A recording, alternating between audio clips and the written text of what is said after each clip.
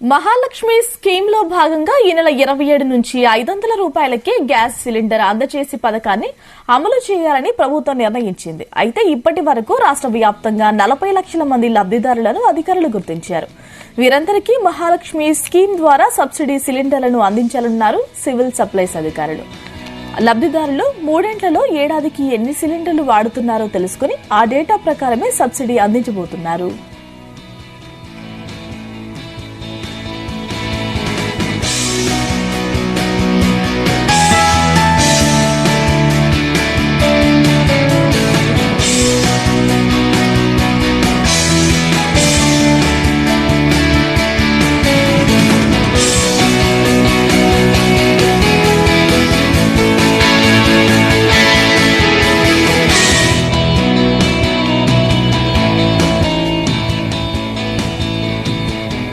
ఇక మహాలక్ష్మి పథకంలో భాగంగా 500 రూపాయలకే గ్యాస్ సిలిండర్ కూడా ప్రారంభించబోతుంది రాష్ట్ర ప్రభుత్వం. దీనికి సంబంధించిన డీటెయిల్స్ తెలుసుకుందాం మా ప్రతినిధి శ్రీచరణ్ అడిగి.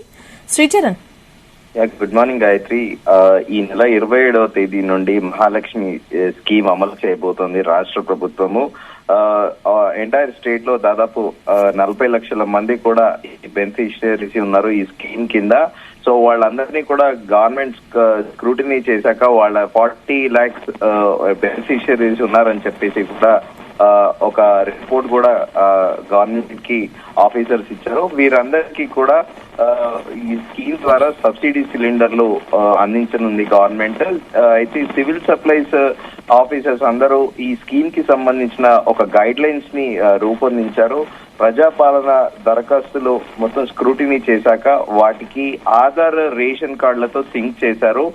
డాక్యుమెంట్లు సరిగా లేని వాటిని పక్కన పెట్టేశారు. లబ్ధిదారులది మెయిన్ క్రైటీరియా ఏంటంటే పాస్ట్ 3 years నుంచి పర్ యానం అంటే ఇయర్ కి యావరేజ్ గా ఎన్ని సిలిండర్లు వాడుతున్నారో కూడా కంప్లీట్ గా డేటా కలెక్ట్ చేసి దాని ప్రకారమే ఈ సబ్సిడీ అనేది అందించనున్నారు. అయితే గైడ్ లైన్స్ స్పెసిఫిక్ గా దీనికి గైడ్ లైన్స్ ఏంటంటే స్టేట్ గవర్నమెంట్ తో పాటు సెంట్రల్ గవర్నమెంట్ జారీ చేసిన ఏదైతే రేషన్ కార్డ్ తో పాటు ఒక ఇది ఫుడ్ కార్డ్ అనేది ఉంటుంది సపరేట్ గా.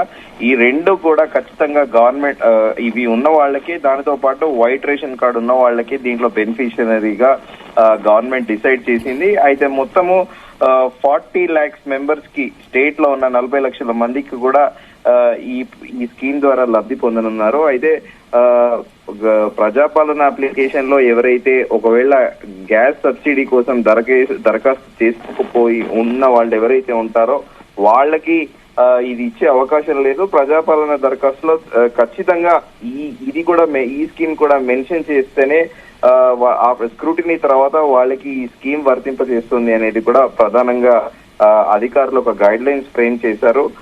అయితే దానితో పాటు ఈ ఆయిల్ కంపెనీలకి ఏదైతే ఈ గ్యాస్ ఏదైతే ఇస్తుందో డొమెస్టిక్ గ్యాస్ గవర్నమెంట్, ఆయిల్ కంపెనీల నగదు బదిలీ ఏదైతే ఉందో బెనిఫిట్ ట్రాన్స్ఫర్ సబ్సిడీ మొత్తం కూడా గవర్నమెంట్ ఎవరైతే బెనిఫిషియరీస్ ఉన్నారో గ్యాస్ కనెక్షన్స్ కి లింక్ అయ్యి వాళ్ళ బ్యాంక్ అకౌంట్స్ ఎవరెవరైతే ఉన్నాయో డైరెక్ట్ గా వాళ్ళ అకౌంట్ లోకే గవర్నమెంట్ ట్రాన్స్ఫర్ చేస్తుంది.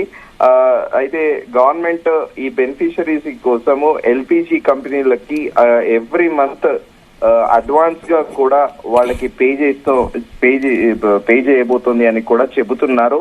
అయితే ఈ 500 రూపీస్ సబ్సిడీ సిలిండర్లు డైరెక్ట్ ఆధార్ కార్డ్ తో పాటు ration card, white ration card ఎవరైతే లింక్ చేసుకొని ఉంటారో ఈ ప్రజాపాలన అప్లికేషన్లలో వాళ్ళకి మాత్రమే మొత్తం స్క్రూటినీ అయ్యాక రియల్ గా బిలో పావర్టీలో ఉన్న వాళ్ళ ఓవరాల్ గా స్క్రూటినీ చేస్తే రాష్ట్రంలో 40 లక్షల మంది అని తేలింది. ఆ 40 లక్షల కోసమే ఈ స్కీమ్ అనేది 27th నుంచి ముఖ్యమంత్రి ప్రారంభించబోతున్నారు.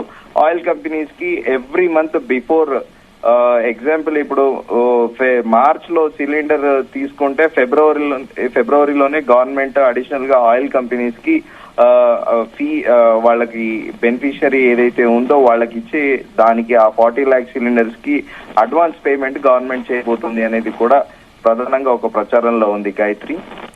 Sricharan, thank you.